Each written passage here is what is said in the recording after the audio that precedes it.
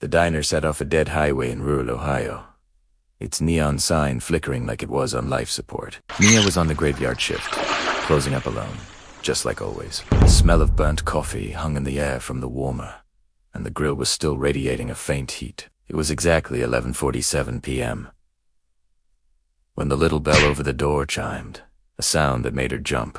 A man walked in. He was wearing an old, faded delivery uniform, the kind you don't see anymore. His face was pale, almost gray, and his eyes looked dead tired, like he hadn't slept in decades. Without a word, he slid into booth 6, the one in the far corner with the torn vinyl.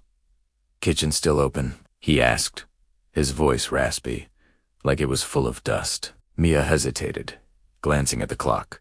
"We're closing in 10 minutes, she said. The man offered a small, sad smile. "That's cool," he replied. "I've been waiting longer than that." His answer sent a little shiver down her spine, but she pushed it aside.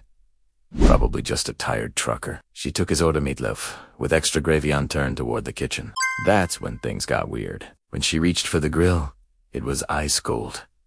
Stone cold. The coffee warmer she'd just seen steaming was now off, and cool to the touch. Confused, she looked back at the wall clock. It wasn't 11:50.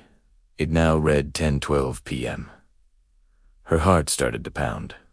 How was that possible? She felt a wave of dizziness, but shook her head. Maybe she was just exhausted. Against her better judgment, she found the leftover meatloaf, heated it in the microwave, and drowned it in gravy. She carried the plate out, her hands trembling slightly. "Here you go," she said, setting it down in booth 6.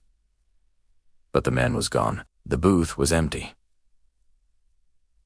The food was completely untouched. Then the bell over the door rang again, sharp and loud in the silent diner. At the exact same moment, her phone buzzed on the counter.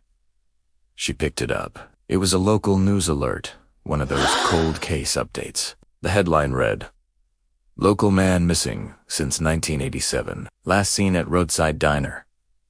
Her blood ran cold as she stared at the photos in the article. It was a picture of the very diner she was standing in, taken years ago. And there, sitting in booth 6, was the man, wearing the exact same uniform. The story was over, but for Mia, the night had just begun. Thanks for watching, and if you enjoyed this story, don't forget to like and subscribe for more chills. See you next time!